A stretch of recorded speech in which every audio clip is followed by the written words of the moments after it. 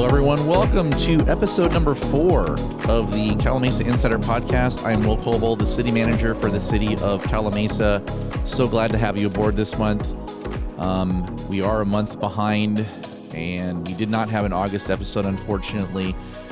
To say that we're busy here at the city of Calamasa working on a bunch of different things would be an understatement. I know I talk a lot about how much we get done with such a little staff, but it really is true. It really, really is true how much we actually get done with this crew and with this staff. And, you know, we have all of the responsibilities of a city, especially of a growing city. And it is a big challenge, and it's a big heavy lift, and we do not have a lot of people to help out with that. So people wear different hats. People kind of come together all the time. And again, I just cannot say enough about the hard work and dedication of this staff.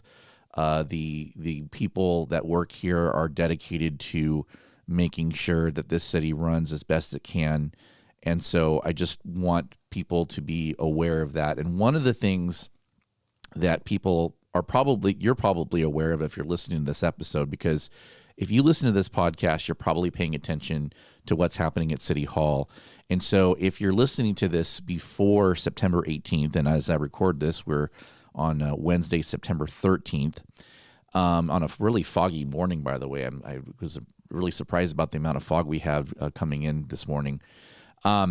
We have an overlay zone hearing coming up. This is the culmination of a 4-year process. And I think that if you're going to be attending that or you're going to be watching that, I would highly recommend that you check out our land use workshop that we did back in April. So if you want to watch that, even if you have watched it before, I think it would not be a bad idea to just watch it again, get a refresher on it. Because there's a lot of pertinent information within that land use workshop that will be helpful and informative and kind of give some context to this overlay zone hearing and why this is happening. Of course, when I introduce the project, I will certainly be giving the why, because I think that has been the biggest question. Why are we doing this? And so I think the land use workshop will give you some context on that. There was so much information. I don't recall whether the overlay zone was specifically mentioned during that. I believe it was. And so it'll give you some kind of context of how that fits into the grand scheme of things in terms of land use and development, that whole process. So if you want to watch that, go to our website, cityofcalamasa.net, go to the agendas and minutes button on the homepage, and then scroll down to April 22nd, 2023. You'll see a little TV icon, and that will give you the video from that workshop. So again, highly recommend it. If you haven't seen it, it's probably one of the most informative things that we've done on tape that we have out there. So I highly encourage you to look at that. Real quick update on County Lane Road and 5th Street. We're still working with the city of Yucaipa to come up with a temporary plan to open that up.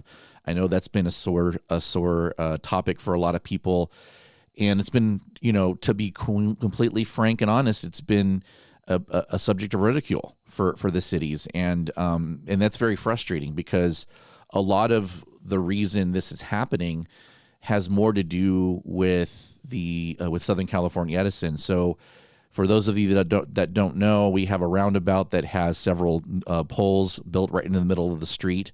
So we basically we had a construction schedule that was set from the beginning, and we submitted in a timely fashion to Edison what our plans were and where poles needed to be relocated. Well, for whatever reason, at some point in the process, when Edison was looking at these plans, after construction had already started, by the way, they said, oh, wait a minute, this is a major relocation, not a minor relocation, and their process has changed, and it takes a lot longer because there's some environmental review that has to happen, and so it prolonged the process. Well, we were already in the process of constructing the roundabout, so we're not going to just stop the project from moving forward. We can't just tell our contractor, I know you just tore up the street, but now you need to stop and wait for Edison. They plowed through. They got the job done. It got done in about July. And so now we're sitting here with a roundabout that's finished except for these poles. And so we're working on a plan with the city of Yucaipa to come up with a way to at least open up some of the roundabout to allow some traffic through until those poles are relocated, because we've been told that that's going to be happening in the middle of December. Now, I was a little skeptical on that date because Edison hasn't had the greatest track record of meeting deadlines. However, there have been meetings that were supposed to take place in September. Those meetings have taken place for pre-construction. So that's a good sign. So that is a sign that things are on track and are in the process of happening. So it is a little more optimistic there, but it's still going to be several months before those poles are completely out of the way and the roundabout's completely open. So please bear with us. Again, this is something that's out of our control.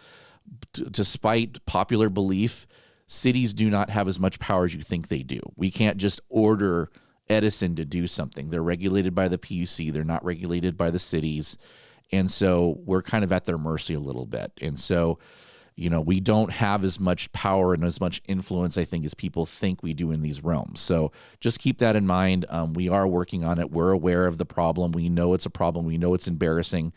And we're just as frustrated as you are, because obviously not only are we worried about how it looks, but also we really do want to have this infrastructure open for our public. I mean, that is the whole goal of this. That's the whole point of doing these projects, is for the benefit of the community, to allow for traffic flow to happen. And of course, so that is the biggest issue for us. So we are just as frustrated as you are, if not more so, because we're actually living it and we're having to get this thing to move forward, and not having the influence and the power to be able to do that is frustrating for us. So there's that update. Last thing is, our next episode will be at the State of the City. We're going to be doing a live podcast. Please join us at Mesa View Middle School Saturday, October 7th from 10 to 3. It's going to be an awesome event. We've been planning this for months now with the Chamber of Commerce. It is such a good benefit that our city has a good relationship with the Chamber of Commerce. That is a huge, huge thing, because there are some cities that don't get along with their chamber, and I think that does cause a lot of problems. So the fact that we have a very good working relationship with the management, with the board of the chamber, is a great thing for all of us, and I think that it does help the business community as well to have that solid relationship. So we're looking forward to partnering with them for this event.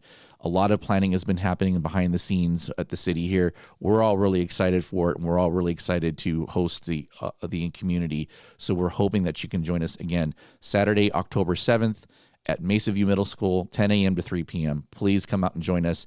And you might even be able to sit down with me on the next podcast episode and ask me some questions. So if that doesn't get you out there, I don't know what will. And also, by the way, if you don't want to be on the podcast, you can dunk me in the dunk tank too, because that has been confirmed. We're having the dunk tank. I'll be sitting in it. So come and dunk me, especially if you're frustrated with the city. Maybe you can take out some of your frustration.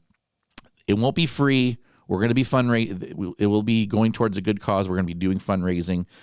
So if you want to dunk me, it's going to cost you, but that's okay, because it's going to a good cause. It's going to be going to our library foundation. So keep that in mind. Okay, so let's get to the topic du jour.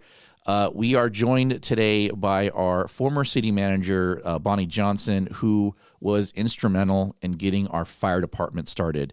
And so we talked about sheriff's services last month. So if you haven't listened to the last episode, please listen to that one, where we had a really great conversation with Captain Evan Peterson of the Riverside County Sheriff's Department. And so Bonnie will be joining us to tell us about the beginning of the fire department, how it came about, why we have our own fire department, and also Fire Chief Tim O'Connell is joining us today as well. So Bonnie and Tim, thank you for joining us on the program. Welcome. Good morning. Good morning. Thank you. Thank you for joining us. So Bonnie, we're going to start with you, and we're going to talk about the formation of our fire department, because obviously that was something that was kind of a hallmark of your career here at the city. But before we get into that, I want to talk more about your professional background, because I think that, honestly, that's part of what prepared you to be able to go through that process and get it done. So tell us a little bit about your background before you became city manager of the city.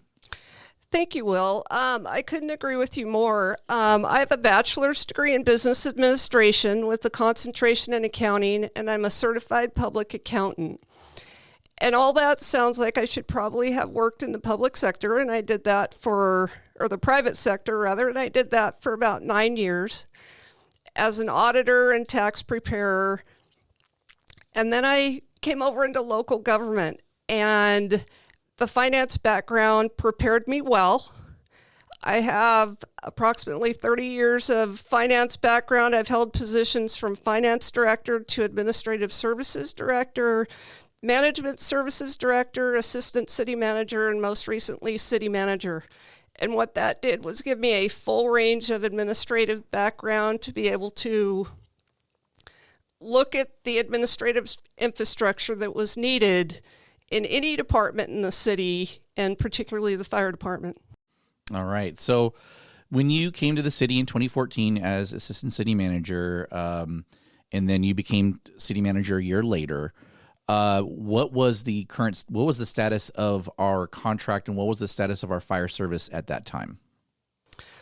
Well, since incorporation in 1990, the city has always contracted with the County of Riverside to the state of California, to CAL FIRE, for fire service. The city has always run what's called a basic life support operation, BLS, and a two-man engine company. And the service was great. The city worked in conjunction with AMR, the local ambulance service, and AMR would run all the medical calls as well. So there was always a paramedic on scene. The service had been working fine since 1990. Okay. So, what happened that caused us to start going down the road of forming our own fire department? In 2012, the county informed all of its contract cities that minimum staffing would be required, and this would require a three-man engine company. And just for clarification, fire departments run in 3 shifts. So to upgrade from a two-man engine company to a three-man engine company in a 24-hour service, you have to add 3 positions. So this equated to anywhere from $550,000 to $600,000 a year for the city of Calimesa. At the time, the city had a $5.4 million general fund budget, and this would have pushed our contract with CAL FIRE up to $2 million a year. And in addition, the city had approximately $1 million in reserves. So this increase in cost of $500,000 to $600,000 a year would have been something the city just couldn't sustain. So over the next couple of years, the city and the county engaged in lengthy conversations about how to get the city up to the service levels and have it be at a cost that the city could afford. And at the conclusion of these conversations, the county essentially served the city with a letter in April of 2016 that indicated the city must upgrade to three-man staffing by July 1 of 2017, or the county would cease to deliver services to the city. Okay, so, when you got that notification and in that that letter from the county letting us know that, what was your initial reaction? What steps did you take in order to make sure that obviously the city continued to have service?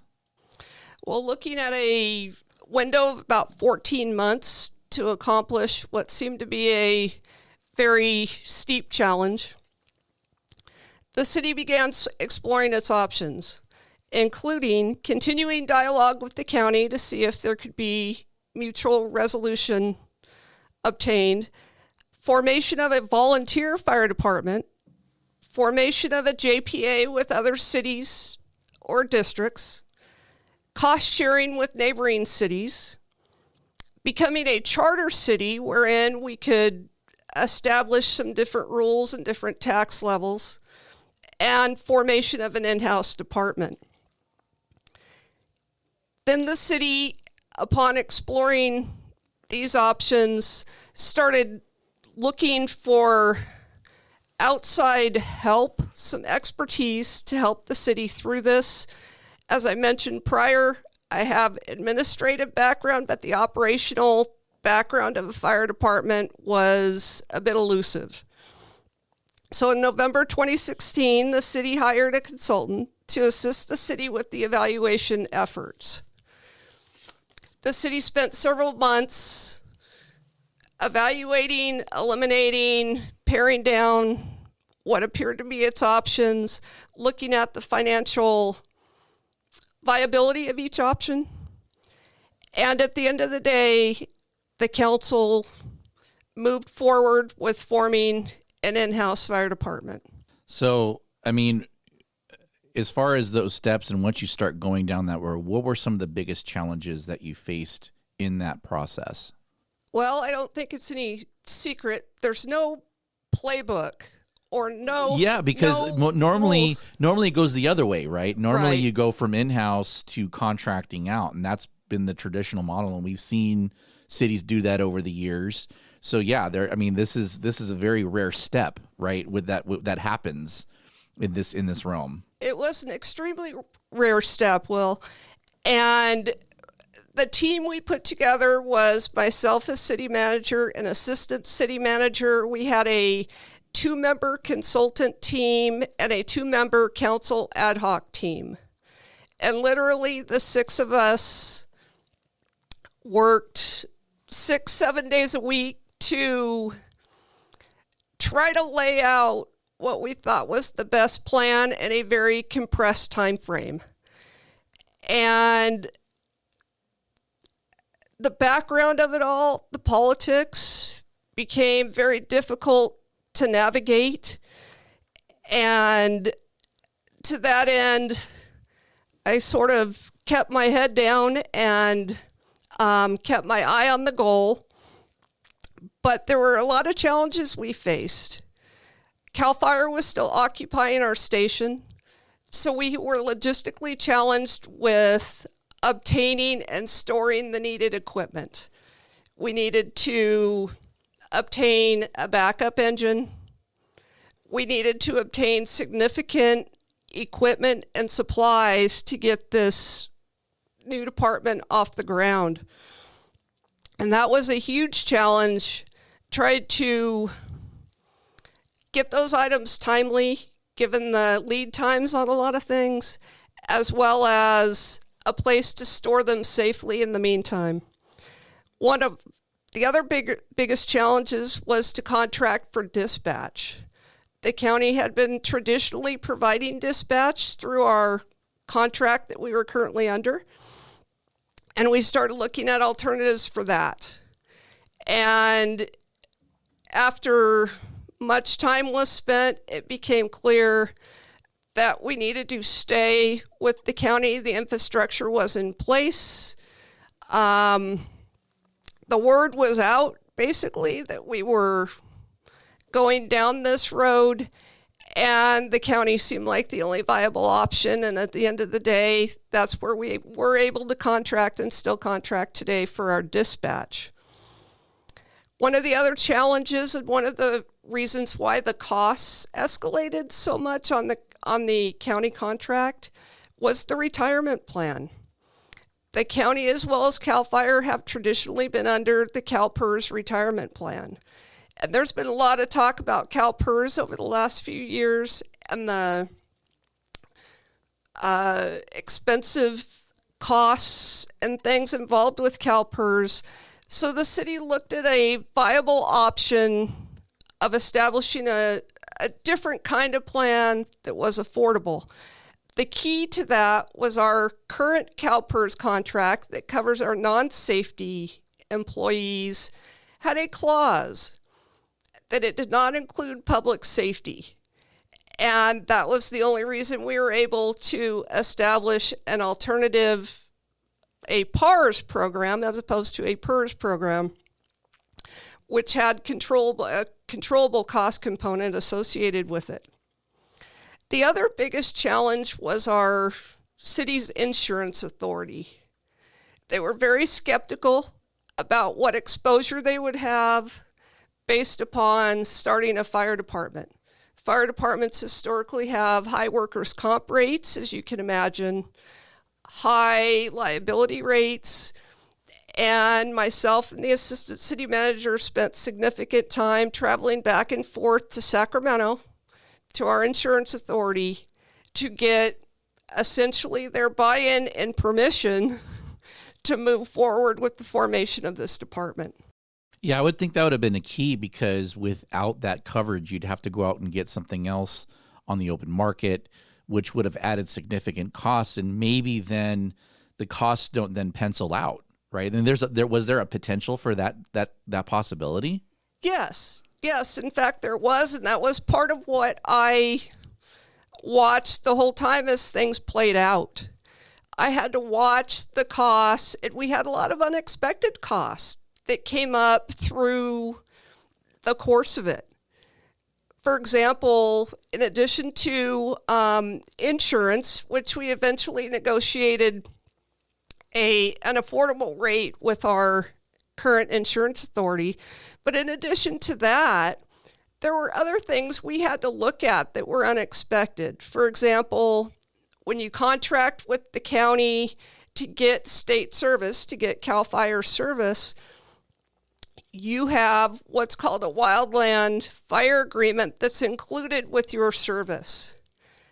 We have since had to contract for those types of services separately, and we've had to draw on those services a couple of times since we've been a department. And those annual contract costs are significant. But that affords us the equipment and mutual aid that we need should we have a catastrophic or more regional event in our city, and something that's higher exposure. Then basically the cavalry comes in, the helicopters and engines from all over the state come in to assist. So one thing you did mention also was one of the challenges was retirement costs, and obviously for public safety that does add a significant cost. So the ability for the city to go with an alternative to CalPERS, I think, was also an integral part. But from my understanding is that ability has been basically cut off. Like in the future, it would be more difficult for cities to do this similar type of setup in the future. Is that accurate? Yes, that is accurate, Will. There's been legislation that has come down since we did that have essentially blocked cities' ability to do that. There was another city down in LA County or Orange County that went down this same road, and they pulled out of a fire authority. Yep. And went down a road to establish a new retirement plan. And that's when the legislation, again, the politics came out and tried to block the ability. Right. And that's where I think that, when we hear there are people that are saying, well, what about police services? Could we do that with police services? And that would be obviously, there are a lot of logistical challenges with police services and doing the same thing we did with fire. But that would be, I think, one of them among many, right? Very, very true. Very true. Yeah. And we have looked at police services as well, as you mentioned, and they are two different things with different operational basis. And yes, retirement is the same. Public safety retirement is very expensive. Right. So once, January, the county gives us till July 2017. They give us you were able to negotiate another 6 months to get a start date of January 1st, 2018. Walk us through that day. Walk us through how that handoff worked, especially given the fact that, when you go away from a service that you've been with for so long, there is going to be some hard feelings. I think that's just human nature. So how did that handoff occur? How did that happen? Well, On New Year's Eve, 2017, all hands were on deck. We had hired a staff approximately 2 months before that, and every staff member that we hired for the fire department were present.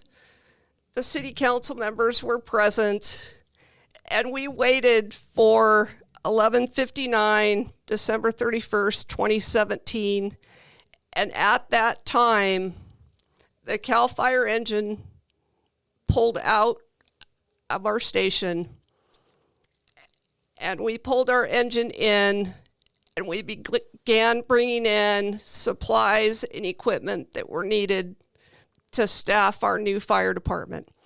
The days that followed, I'm not going to lie, were very stressful, very long, and my hat's off to those folks that we hired that started our department, those folks that are still here, that have kept it going. And there were some bumps in the road. There were clearly some bumps in the road, but we were able to run calls as soon as we were in service. We were able to overcome a lot of those things and a lot of those difficulties. And again, I attribute that to a good foundation, structure, training, and commitment of those that were involved in kicking this off. Yeah, I mean, again, this as a public administrator, just the sound of all of that is just truly daunting, you know. And we deal with things, you know, on a day-to-day basis, as you know, in this job. But I don't think you have an experience that very few managers will ever have in their careers. And hats off to you for pulling, you know, for leading the charge. And I know it was a group effort, but you know, being able to lead that charge is amazing. So congratulations to you on that, because we do have a great department. It's something we're very, very proud of. And I think that has become very much a big part of our community. So that's been great. Now, in terms of, you know, looking back, you know, and especially in such a compressed time frame, of course, with the benefit of hindsight, is there anything that you can look back at and you'd change or you wish would have been done differently? And maybe there isn't. I mean, maybe it's just because this is such a unique experience that there's really no other way that it could have happened. You know, I've reflected on that question a bit, believe me. You know, the typical after action report, if you will, and gone through it 1,000 times. And although it wasn't easy, again, there was no playbook. The politics were unique. This was a unique undertaking in the state of California. I truly cannot put my finger on anything in particular that I would have changed and done differently. And in some respects, I feel like it almost worked to our advantage as far as success to do it in a compressed time frame, because we were able to navigate things quickly. We had a good core team who was committed, and we made decisions and we moved forward. And I think we've been able to capitalize on that.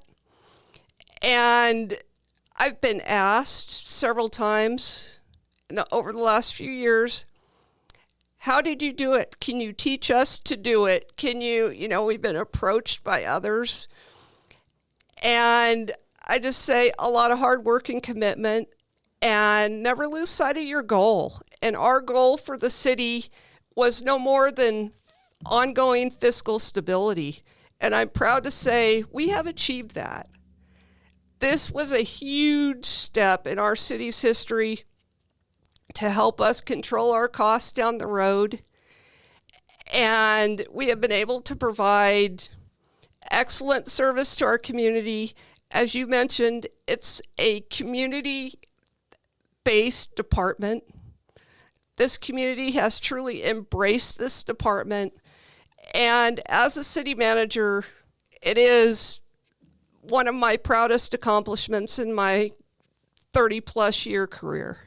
Well, I was gonna say about teaching that. I think that, you know, in your retirement now, if you ever wanted to be a guest lecturer, this would be a heck of a topic. I could see somebody doing a paper on this, on this process, and using you as a subject matter expert on that, because, like I said, you could talk about a unique public policy problem to solve.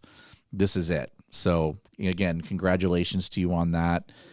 And so let's I want to turn over to the chief and talk about where we are today. So, Chief, you have one of the most unique backgrounds, and I think that it serves us as a city so well. And I'm always fascinated by hearing, you know, how you got here. So tell us about your professional background in the road that you took to get here. Well, it's been a long road. It's been very rewarding. I actually started in my public safety service career, and that's kind of a play on words, safety service career. So I started with Big Bear City Fire Department in 1982. It was a paid call department at the time and transitioned into a full-time department. A small community, very similar to the layout of the geographical layout of Calamasa, Yucaipa, Beaumont, and some of the operation areas. I'm a third-generation public servant, so I got to see some of the things that, my dad and my grandfather and some of my uncles went through in their careers are very similar to what Calamasa experienced today. So it was familiar territory as I look back. So I started in Big Bear. I decided to leave. I served in the United States Marine Corps and got out of the Marine Corps, started back into the fire service. And then at some point, I think a couple of years in, I decided to bridge over and went into law enforcement. Spent several years in law enforcement in San Bernardino County. Still kept my hand in fire. I'm a small community type of a guy, and kept my hand in it. And looked at the concentrations, in law enforcement and their carryover to fire and rescue. Stayed active in that, and then decided around 2015, between 2010 and 2015, I decided to leave law enforcement and jump back into fire full time. Saw some changes and some opportunities. Went into the private sector for a while, Fortune 200 company, and then another company where I served as a safety manager, and then did some private contract fire services, and looked at the opportunity. Was traveling quite a bit. Looked at the opportunity. Was not on the ground floor of Calamasa. I came in about April of 2018. Looked at some opportunities and growth, and really I was, admittedly, I kind of turned a blind eye to the original politics and some of the challenges the department had. I saw the opportunity. I applied, came in and took a look, saw the foundation that had been set. I liked the governance model that the city approached, with the vision and the mission. I really took a good hard look of what had been put into place, and the rest is history. I applied for. I started in July of 2018 as a captain with the department. Again, I came in and took a bird's eye view approach from the 10,000 foot level, so to speak, and I looked at the operation from a doctrine standpoint, and that with my educational background. I have a master's degree in public administration.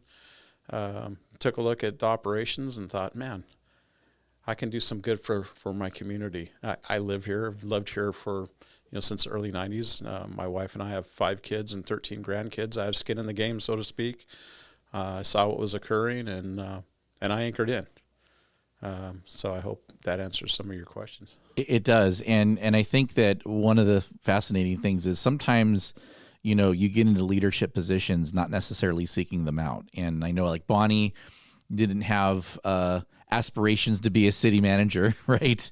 And then I don't think necessarily had that goal in mind as chief initially, but sometimes you get into these positions, and in leadership it almost becomes a calling, and that's what I see in you.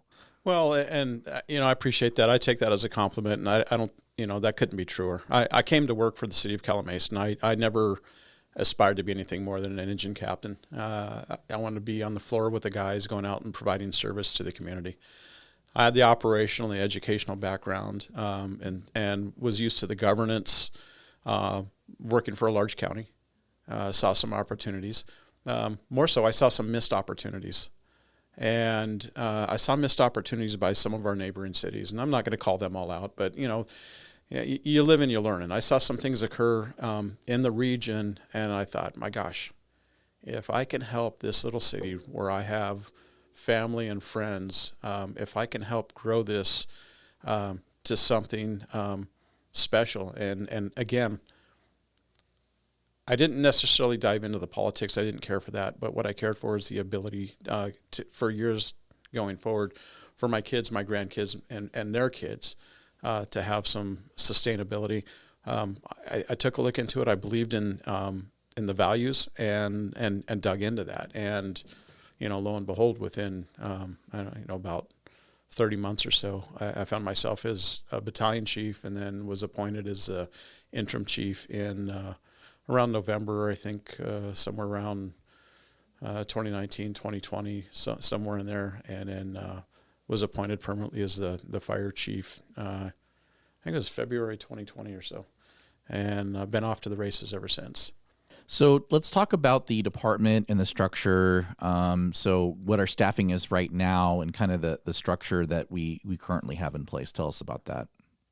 So to get to answer that question directly, where we are today, I think I need to lay out where we came from. So where we came from, originally the department was built, had a one-engine company approach with auto aid agreements with our surrounding communities. And the staffing model at that time was a fire captain, 2 firefighters, and a reserve firefighter, and what we would typically call 4O staffing. So that's how we started. The nature of some of the agreements changed with our auto aid agreements with some of our cooperating agencies. We were forced very shortly thereafter to go from 3 paid professional firefighters to 4, and we were reliant on a reserve component. So, back in the day, so to speak, 5 years ago, 6 years ago when we started, we'd have, 4 paid professional firefighters and 2 reserve firefighters. We had a really robust program. So at that time, I think we were running we had 12 full-time equivalencies on a suppression staff, and then a reserve corps of about 14. So to answer your question directly today we've been able to move forward over the last couple of years where we have traditional municipal model staffing, a captain, a fire apparatus operator or engineer. We have a firefighter, and we have the position for a firefighter paramedic and a firefighter. So 4O staffing on the engine, and then we also staff a Type 6 patrol, a smaller quick attack, fast attack type of vehicle with 2O. It consists of 2 firefighters. So our staffing model, as we speak today, we have a battalion chief, 3 battalion chiefs on in the city, a fire captain, a fire engineer, a firefighter paramedic, and a firefighter EMT, for a total of 6, with 21 full-time equivalencies on our roster. Some of the other things that we've been able to do, just in short order, the department was historically a basic life support provider, as EMT. So you had basically trained medical personnel. And then when I took over, one of the first actions that I took, I sought out the city and began carrying out their vision of providing paramedic advanced life support services. So we're about 3/4 of the way through that, more like the 95th percentile, finishing agreements, working agreements, and I hope in the next 2 months to be able to go live, and we'll have advanced life support, paramedic services. We'll start out with a medic assessment engine, and then we'll transition to a medic patrol as well. as we continue to grow. I take a look at programs and services. We spent a lot of time talking about fire suppression. We buy big, fancy, expensive fire engines. We had a very humble fleet, and we had humble equipment when we started. I'll tell you, when I first came to work here as a fire captain, there were times when I think we were a flat tire away from not being able to respond to a call with very humble equipment. By the grace of the city staff support and our council support and increased revenues, we're not there today. We have a very legitimate fleet with support equipment. We're a far cry from where we were. It's a respectable organization. And to that end, talking about suppression and medical services, we have also implemented a very robust fire prevention program. And I can talk about some of those tenets if you want. Yeah, that is I think a big part of that, especially given where we are geographically, right? There's no doubt that we live in a high fire area. We're surrounded by wildland. And so I think that talking about fire prevention is a very big component of that. Obviously, we need to have the engines that we in case those emergencies come down. But at the end of the day, if we can do the most we can do on the front end and be proactive, I think is important. So yeah, let's talk about that prevention side of things and what we have in place today and what your visions and goals are for that.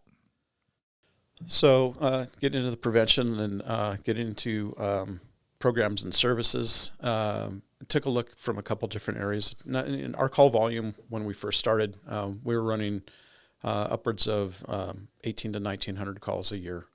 A good percentage of those were about 400 to 600 calls a year were auto-weighed to our neighbors, to our neighboring cities.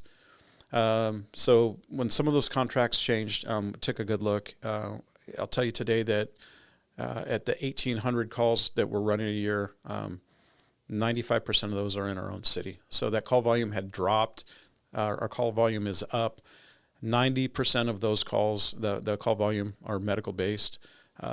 Historically, we've had, and we're on average about that 10th percentile for odd calls and fires in comparison to across the United States.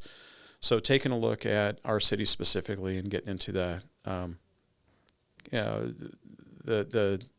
micrographics or some of the geographical concerns. So we're in the foothills of the San Bernardino County mountains and mountain ranges.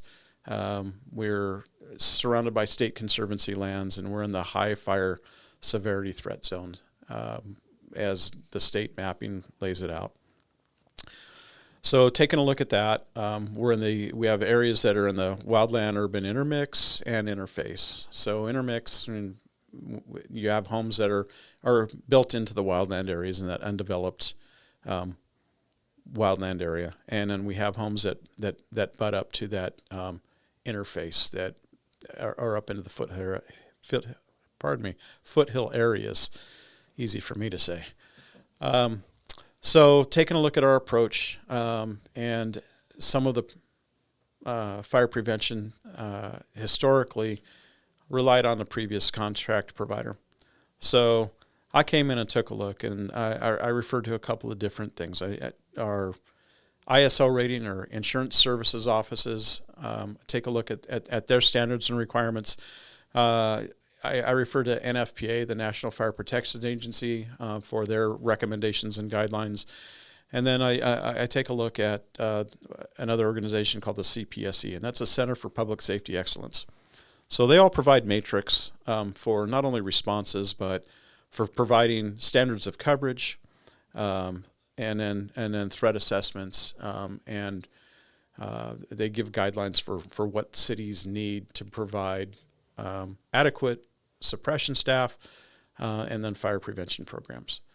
And I'll just say that fire prevention was pretty much non-existent within the city. It was part of a large organization.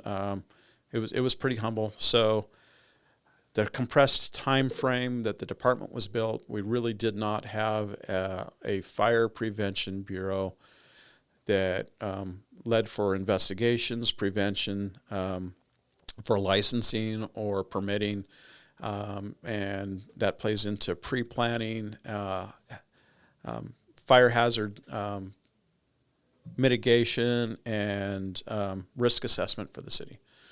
So I came in and, the second thing that I did was formed a fire prevention bureau, redesignated some positions. We did a department reorganization, rebranding, and we are out in front, and we're actively building out the Fire Prevention Bureau that currently consists of a deputy fire marshal that's a permanent full-time employee, and we have 2 contract employees, a plans checker and a fire inspector, and we're in the process of reevaluating and taking that community risk reduction approach to providing suppression services, kind of taking that holistic overall approach. And I'll tell you, going back to my law enforcement days, taking the broken window approach to doing business. We're actively out right now. One of the first things that people hear and see is our weed abatement program. So we do weed abatement twice a year in conjunction with the county, and then we go a little bit further. We're getting more into the permitting, the licensing, and taking a little bit deeper dive into how do we make our community a fire-safe community based on where we're physically, geographically located, and based on our target hazards within the city. And I think that one of the things you touched upon is the ISO rating, and I think that one of the things that feedback I get is about insurance, and that's not only just an issue here; it's an issue statewide. The insurance industry in our state has been very, very difficult over the last couple of years, and continues to get more difficult. So I think that particular aspect, what you're talking about with fire prevention, how integral is that a part of that ISO rating and in allowing people to either be able to be insured or be able to reduce their rates as much as possible? How important is that? So to answer in a word, it's very important.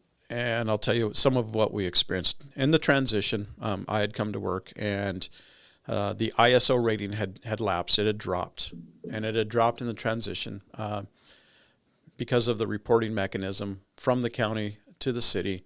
And so we lost our ISO rating immediately. And that resulted in the public calling, and insurance rates immediately skyrocketed.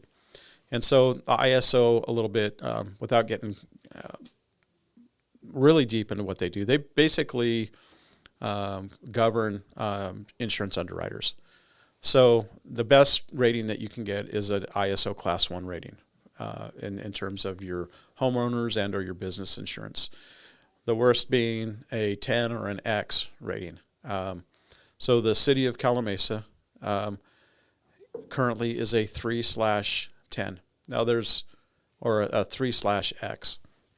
And there's several components that are considered. Some of that is staffing, equipment, training, and water service infrastructure through our municipal water districts, and the ability to provide adequate fire flow in all aspects of the city. So all of those considerations, ISO comes in and they rate the city. So we're a 3/10 or a 3X. As we build out, we have that component for ISO that is critical, and I have my eye on the ball to increase and reduce that rating. Try to get it. Ideally, we'd love to be a Class 1. That's a tall order based on staffing, equipment, standards of cover considerations for reliability, distribution, and concentration of services. So there's a lot of work to do there. A lot of financial impact with that. But improving on the services that we have, we're continuously doing that. We're acquiring apparatus. We're increasing staffing. There's a plan to increase fire service facilities, fire stations in the future as the city grows. So there's plans in place for that as the city continues to develop. But on the heels of that, some things that I think on the backside of your question, we are currently being remapped in terms of state mandated through CAL FIRE and the State Fire Marshal's Office, fire hazard severity zone mapping. So in the recent months, the state of California has taken a look at the different areas. Now, the city of Calamasa is in an LRA area, or local responsibility area. A watershed in the surrounding undeveloped state areas are SRA, state responsibility area, and then of course in the national forest or federal lands, federal responsibility area. So the state's currently remapping and re-identifying, and they've redefined the scientific metrics that they use to differentiate between hazards and threats. And fire hazard severity zone mapping now considers not only fuel weather topography, fuel types, but they're also considering wind and weather patterns. And a big player in that is Embercast, and it's based on wind. So the state's redoing their fire hazard severity zone mapping in the SRA. In the months and year to come, SRA mapping, local fire hazard severity zone mapping, is going to be reconsidered. That's going to have some impacts. It's talked about in all of the chiefs groups and the executive level, and in the prevention level and the predictive services level up and down the state. And we're going to realize some financial impact, and communities that historically have not been in the fire hazards and high or very high fire severity zone mapping are going to realize that and see that. And there's going to be a fiscal impact with that through insurance. Right. It's not just going to be an impact on the city. It's actually going to be that is an integral part of your ISO rating, and some of those things. We're trying to control what we can control, but we don't necessarily have control over all of it. Right. Correct. There's going to be some codification building. There's going to be building code requirements. There's different infrastructure. As your city fire chief and with the cooperation of the city, we are implementing, we are adding staff, we are adding equipment, we are looking at our concentration, reliability, and distribution of our fire services, our response times. We're continuously attempting to improve our auto aid agreements and our response pattern, but we're working just as hard to get out and have that interaction in the communities, out in the micro terrain of the specific communities within the city of Calamasa. We're talking to homeowners, business owners, and really trying to get in front of some of what's about to head our way. Okay. So to end things, I just want to ask you a question about, I think when we talk about public service and public safety, I think there are quite a bit of misconceptions out there. What do you think is the biggest misconception when it comes to the fire service? Well, I think one of the biggest misconceptions, and I've seen it time and time again, that our guys are sitting around on the station waiting for the bell to ring, so to speak, and that we're eating for free.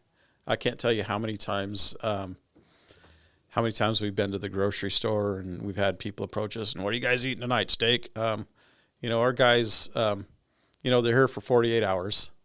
We try to get them to bring in their groceries. They have to buy and prepare their own food. But our guys don't eat for free. They go out to the store.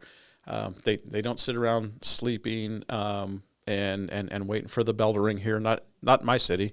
They're out working with public works. We're doing projects. We're working within the city, and we're here to serve the city.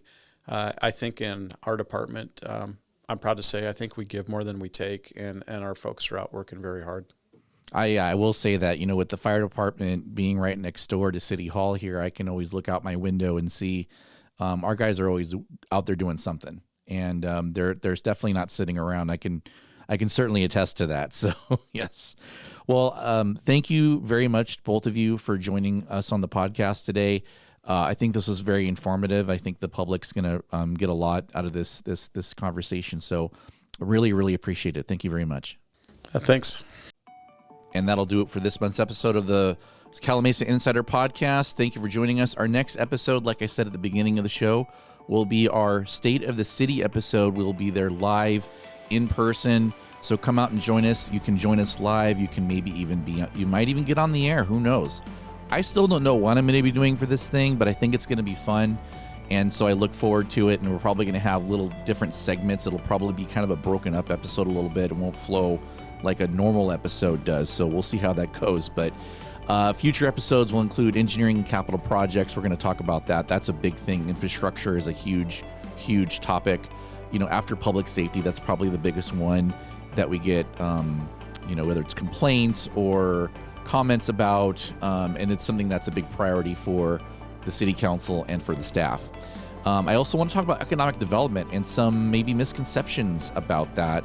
And maybe in other future episodes, we're going to talk about major development project updates as well. Kelly Lucia, our planning director, and I will be going to the ICSC conference next month in October, at the end of October. So as part of economic development, we will talk about that. Our city council meetings can be found on the first and third Monday of the month. Visit cityofcalamasa.net to find our links to all of our social media pages. You can get news, updates, and information. You can also sign up for email notifications as well. Subscribe to the podcast on your favorite podcast catcher, Apple Podcasts, Spotify, whatever you use. Just search for Calamasa Insider or visit cityofcalamasa.net and look for the City Manager podcast link on the homepage. And this is pretty cool. I just tested this too. If you have Amazon Alexa, just say, "Hey Alexa, play the Calamasa Insider podcast," and the latest episode of the podcast will start playing. How cool is that? I think you can do the same thing with Siri too, but I tested with Alexa and it seems to work. So until next time, stay safe, and I will talk to you at the State of the City next month. Thank you for joining us.